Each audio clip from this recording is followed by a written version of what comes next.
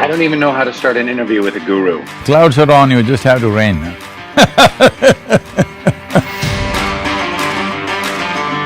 How did you get to be a guru? Is there how do you sign up? Can I be a guru? A light cannot stand up and say, "I'm the light." Well, you have to shine, then you are the light.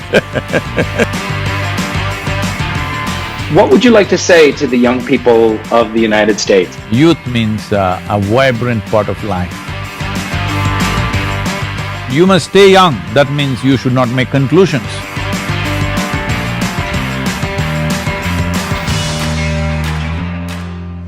I don't even know how to start an interview with a guru. The clouds are on, you just have to rain.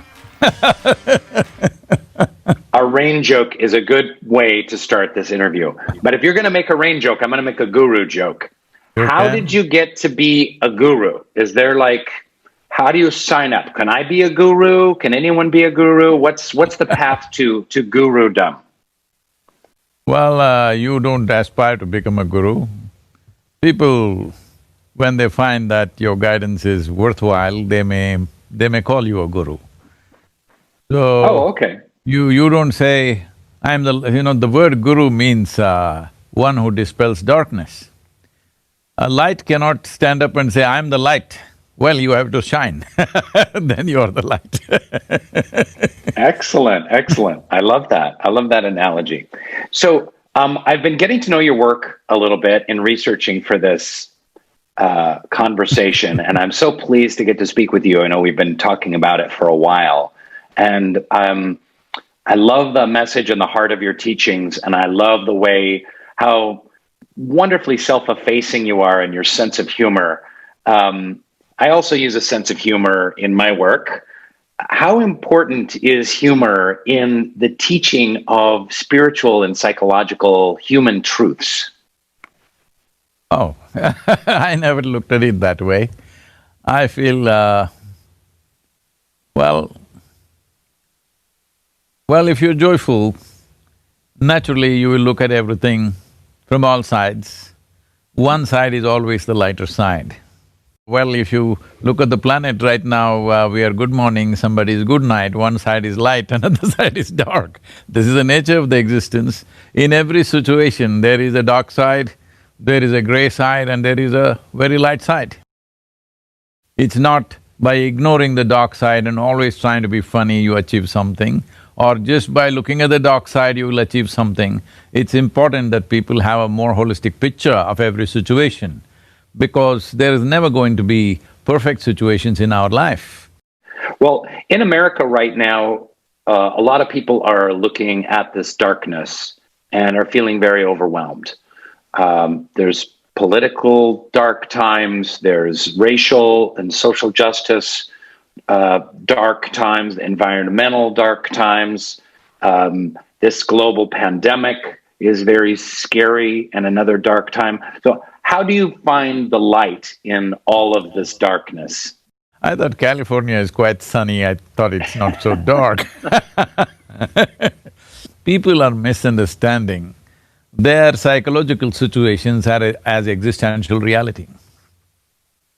Existential reality is the way it is.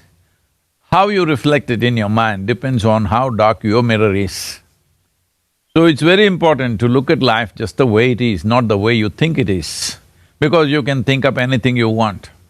You can make a horror out of a simple aspect of sun coming up. You can think, "Oh, it's rising and it's going to kill me." There are people who do that. Sun setting, somebody thinks it's the end of the world. Well, when the sun sets, if you do not remember an yesterday, it does look like end of the world. Winter comes, it does look like end of the world. So, of course, spring will come later, that is the reality of life, but in your mind you can do these things. So this most important thing is, I think Western societies have given too much importance to their own thought and emotion. Your thought and emotion is your psychological drama. You're supposed to run it the way you want it, but now you think it's a reality by itself. What you think and what you feel is not a reality, it's what you're making up in your mind. You're free to make up what you want. In the United States right now, with young people, we're in a mental health crisis, the likes of which the world has never seen. The statistics about anxiety, depression, loneliness, suicide, and suicidal ideation among young people is through the roof. It's almost unmeasurable. I have loved listening to your talks, especially the ones about joy, engineering joy, changing yourself from the inside, restructuring your internal environment. What can you tell people who might be struggling with these mental health issues? See, every human experience has a chemical basis to it. In terms of human chemistry, this is the most complex chemical factory there is on the planet right now.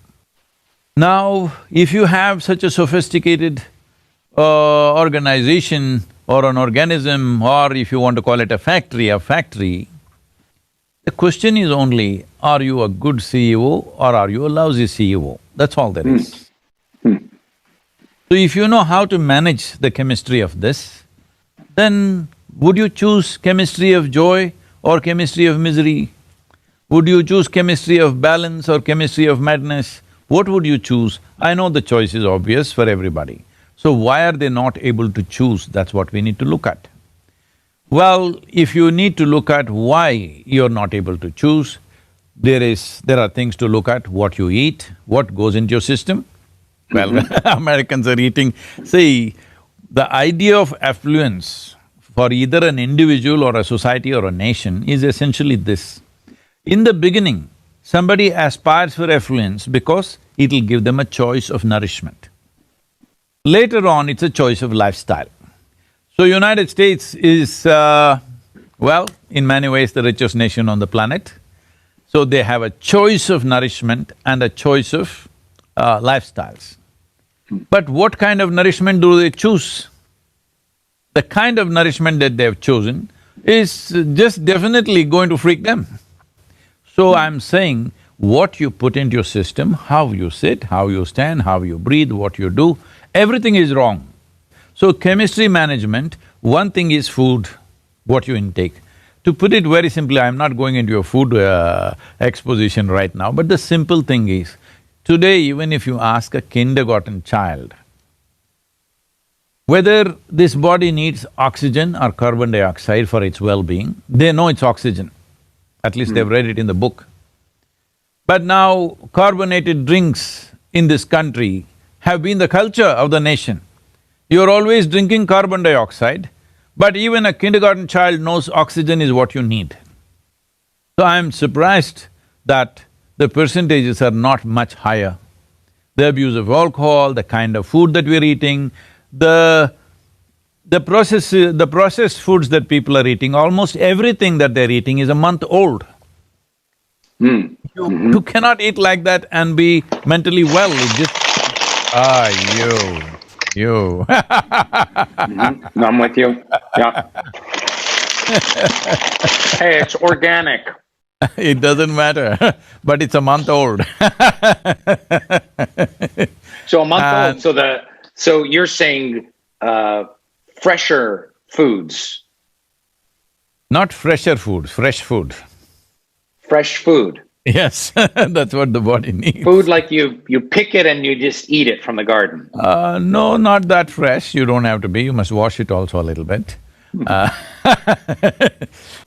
So, what is anxiety and is there a way out of it? See, there are two basic faculties in a human being which are significant and which is unique to a human being, which makes us who we are. One is, we have a vivid sense of memory. It's because of that our life is rich. No other creature on the planet has as vivid a sense of memory as we have. Because of this fantastic sense of memory, we have a fantastic sense of imagination. If there was no such elaborate, detailed memory in our minds, we would not be capable of imagination. Imagination is just extrapolation of our memory. So, what is it that human beings are suffering in their life? They are suffering what happened 10 days ago still. We are complaining to the nature, why did you evolve us? You must have left us as an earthworm, we would have been happy. At least we would be eco-friendly, that would be of great value in California. That's funny. That's great. The work that your institute does, Isha, is in health and nutrition, in education, and also the environment. Can you tell us a little bit about the work that you guys are doing with the environment?